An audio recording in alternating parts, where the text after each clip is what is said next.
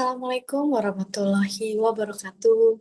Perkenalkan, saya Anissa Salsabila, NPM 2022 10515218. Hari ini saya akan menjelaskan tentang ANOVA dan Chi-square.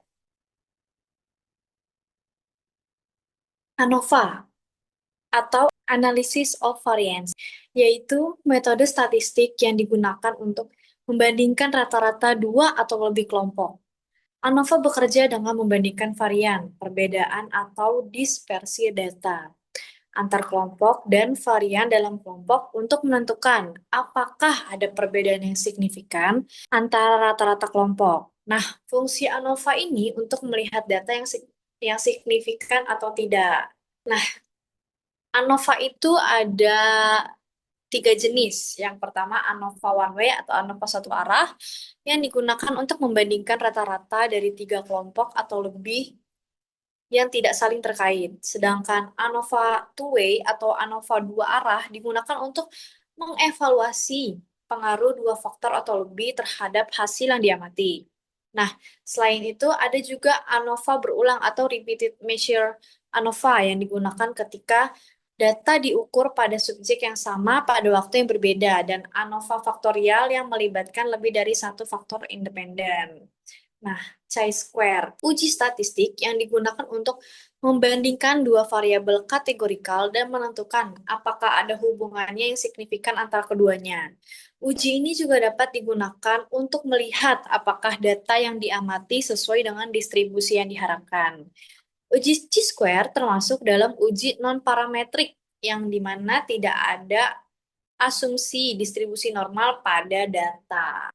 Nah, jenis uji chi-square ini ada dua, yaitu uji independensi, yaitu uji yang digunakan untuk menguji apakah ada hubungan atau ketergantungan antara dua variabel kategori.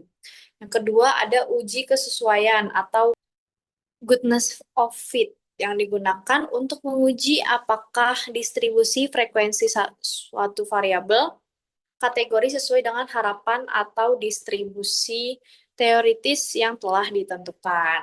Nah, teman-teman, berikut merupakan penjelasan dari chi-square dan ANOVA. Sekarang kita akan melihat tabel statistiknya. Teman-teman, di sini ada what statistical test should I do? Apa yang harus statistik yang harus saya gunakan? Yang pertama, kita bisa melihat dari berapa banyak sih variabel yang kita punya gitu. Misalnya kita punya dua variabel, yang satu kualitatif dan yang satu kuantitatif. Nah, dilihat lagi apakah ada jumlah grup atau jumlah sampel yang akan dibandingkan. Di sini ada dua grup dan lebih dari dua grup. Sesuai dengan penjelasan ANOVA yang tadi, untuk membandingkan dua grup atau lebih dari dua grup. Jadi kita pilih yang dua grup, bagan yang dua grup. Nah, di sini ada lagi nih teman-teman, apakah datanya itu independen atau pair sampel datanya. Nah, kita pakai yang independen. Dari data independen ini, kita bisa lihat lagi apakah datanya parametrik atau non-parametrik. Jika datanya parametrik, bisa dilihat lagi apakah datanya setara atau tidak setara. Nah, jika setara, dia menggunakan one way ANOVA.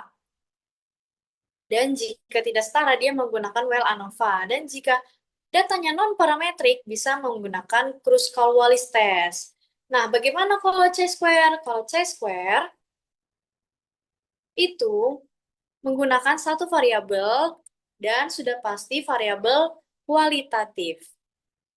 Chi-square juga sama membandingkan, jadi membandingkan lebih dari dua grup untuk bisa memakai chi-square goodness of fit test. Nah, teman-teman, mari kita lanjut ke penerapan aplikasi JASP-nya.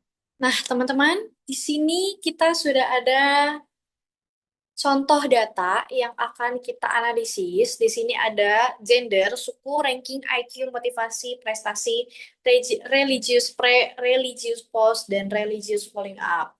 Nah, di sini ada gender laki-laki dan perempuan, dan ada tiga suku. Ada suku Minang, Bali, dan Asmat. Disclaimer ya teman-teman, untuk suku ini hanyalah asumsi semata dan untuk hanya latihan. Jadi tidak ada hubungan antara unsur SARA ya teman-teman. Untuk melakukan uji ANOVA seperti yang sudah saya jelaskan tadi di tabel adalah untuk melakukan uji normalitas terlebih dahulu apakah datanya parametrik atau non-parametrik. Nah, kita bisa mengklik tabel distribution dan normal. Klik yang normal.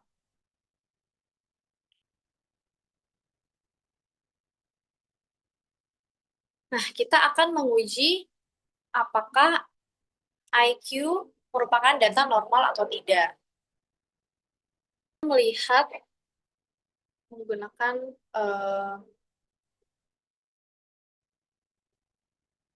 parameter Kolmogorov, Kramer, dan Anderson-Darling, dan Shapiro-Wilk. Sudah kelihatan teman-teman hasilnya. P-value-nya 3 di atas 0,05 yang berarti datanya itu signifikan, datanya itu normal teman-teman, karena di atas 0,05. Nah, kalau datanya normal, kita bisa melihat pakai ANOVA, kita klik ANOVA, classical ANOVA,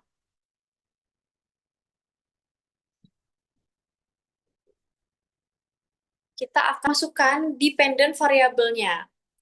Kita akan mengukur apakah IQ ada hubungan yang signifikan dengan suku.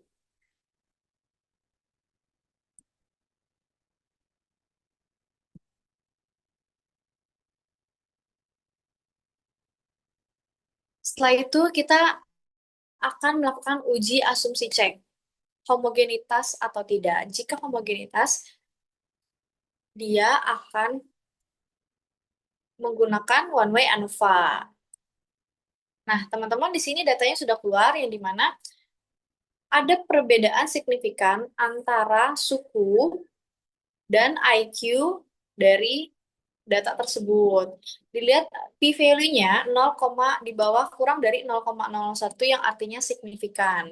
Nah, di sini bisa dilihat asumsi ceknya p-value-nya 0,151 yang dimana jika nilai signifikan p-value lebih besar atau sama dengan 0,05, maka data dianggap homogen.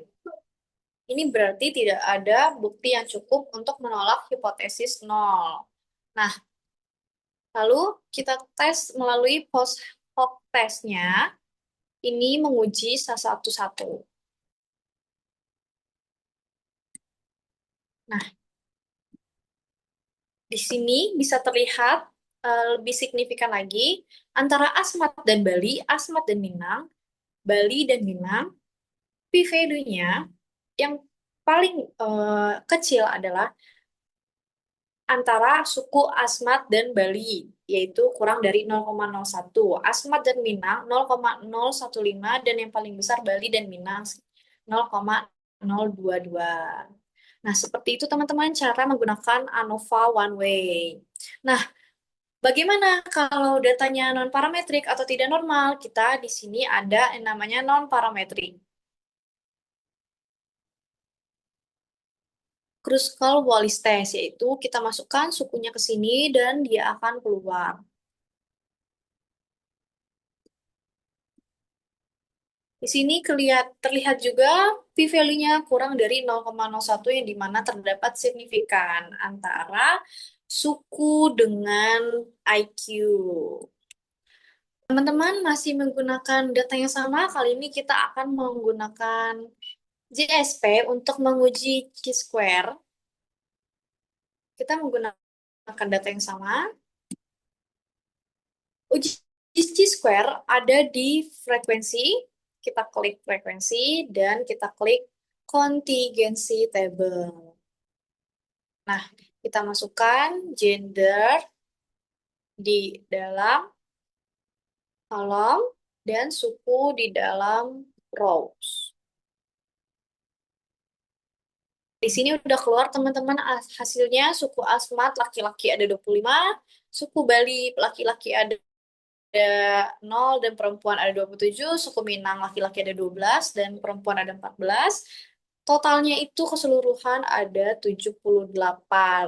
Nah, Chi-square ini hanya untuk membandingkan ya teman-teman antara variabel yang kualitatif.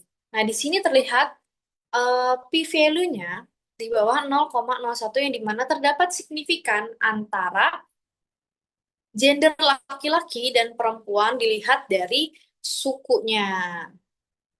Nah, di sini kita juga bisa melihat dengan mengklik cell dan persentase row and column. column.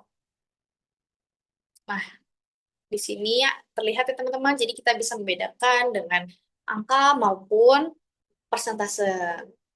Teman-teman, sekian penjelasan saya mengenai ANOVA dan Chi-square. Semoga bisa bermanfaat bagi kita semua. Kurang lebihnya atau ada kesalahan dari kata-kata saya, mohon dimaafkan. Wassalamualaikum warahmatullahi wabarakatuh.